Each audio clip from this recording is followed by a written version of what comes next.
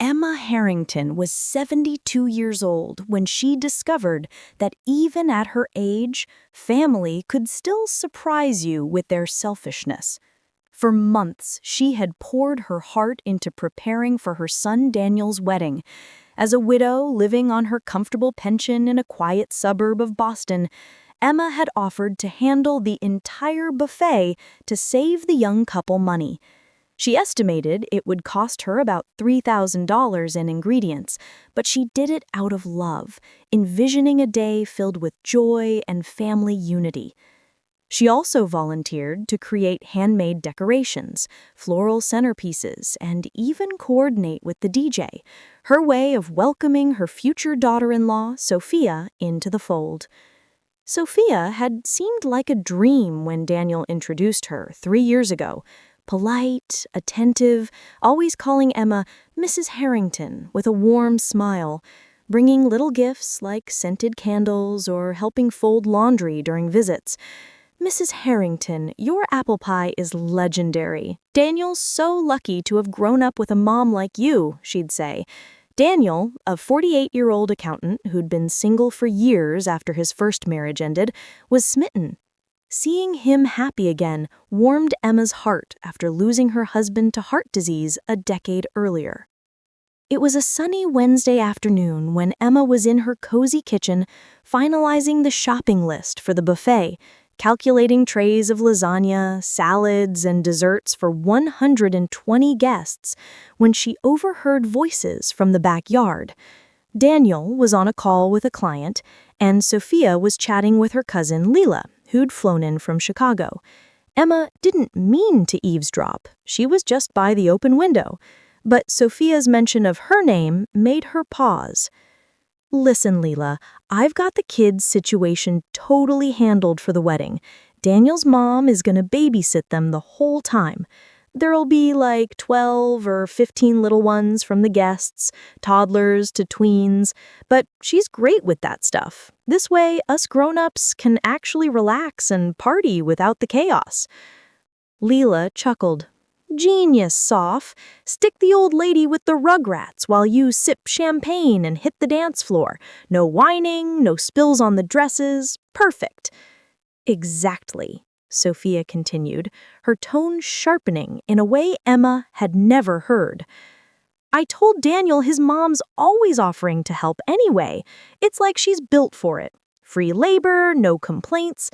Keeps her occupied so she doesn't hover during toasts or bore everyone with her old stories." Emma's hands froze on the notepad. Her heart pounded as she edged closer to the window, hidden by the lace curtains. "And she agreed?" Leela asked. "We didn't even have to ask straight up," Sophia laughed.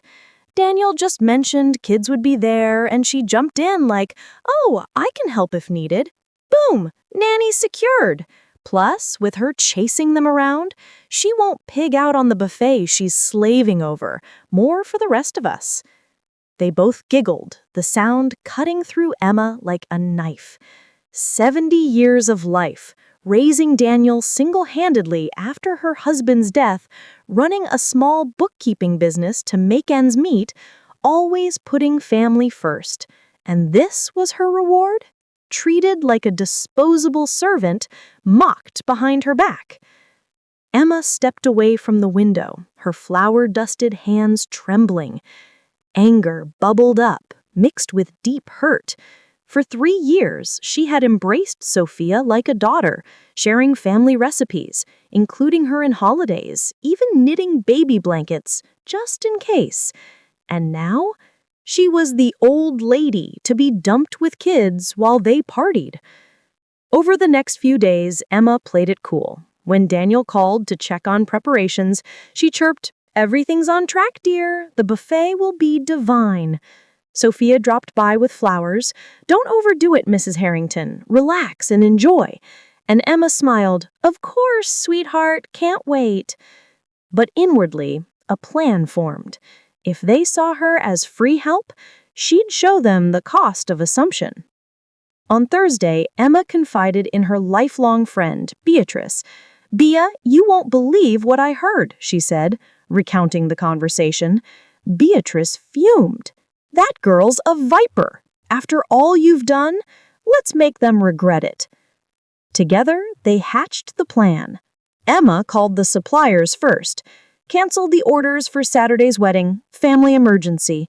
She paid miter fees but saved most of the $3,000. Then the florist. No need for those centerpieces anymore. By Friday, she'd packed a weekend bag, comfy clothes, books, meds, and booked a luxurious bed and breakfast on Cape Cod with ocean views, spa treatments, and gourmet meals. The buffet money redirected to pamper herself. That night, Daniel called. "Mom, everything good? Need help loading tomorrow?" "All set, son. Tomorrow will be unforgettable," Emma replied sweetly. Saturday dawned bright. At 6 a.m., Emma and Beatrice hit the road, laughing like schoolgirls. "Ready for freedom?" Beatrice asked. "More than ever," Emma said. They arrived at the B&B by 10, greeted with fresh scones and sea air. Emma's phone buzzed at 11. "Daniel." She ignored it. More calls followed. Daniel, Sophia, even relatives. She silenced it for her seaweed wrap. By noon, voicemails piled up. "Mom, where are you? We need the buffet set up. Mrs. Harrington, the hall's asking about decorations." At 2 p.m., during a facial, Emma checked texts. "Daniel, Mom, guests arriving soon. Where's the food?" "Sophia, everything okay? We need you." Emma dialed Daniel back at 3, an hour before the ceremony. "Mom, where are you?" he panicked. "At a lovely B&B with Bea, dear, having a pedicure. How's the wedding?" "What, Mom? The buffet, the kids. We planned—" "Oh, I know what you planned," Emma said calmly. "I overheard you and Sophia with Leela. Free nanny, huh? Keeping the old lady busy so I don't bore your guests?" Silence. Then "Mom, we didn't mean—" "You did. So I canceled the buffet, decorations, everything. Enjoy your day, as planned, without me." Sophia grabbed the phone. "You can't do this. 120 guests, no food." "Try pizza," Emma suggested. "And for the 15 kids, hire a sitter. It's not my job." Calls continued. Desperate pleas, offers to pay. $1,000 to come now, Daniel begged. Emma laughed. Too late for bribes. Respect is not for sale. By evening, updates trickled in via texts from sympathetic relatives. Chaos. Kids running wild, pizza emergency order, Sophia in tears. Emma sipped wine on the beach, unburdened. Sunday, Emma returned home refreshed. Daniel showed up alone, contrite. "Mom, I'm sorry. We took you for granted." They talked deeply. Emma set boundaries. No assumptions. Mutual respect.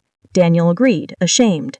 Sophia came days later, tearful, confessing insecurities from her own family issues. "I was wrong. Can we start over?" Emma gave her a chance. Actions, not words. Months later, changes stuck. Daniel planned events himself, asking, not assuming, help. Sophia opened up, therapy helping her heal. When they announced a pregnancy, they said, "Be the grandma you want to be, no obligations." A year on, Emma published Recipes from the Heart, a grandmother's guide to love and boundaries. Sophia promoted it. Daniel hosted the launch. Emma, now 73, embraced her new life, travels with Bea, book signings, and family on equal terms. Sometimes, saying no is the ultimate act of self-love.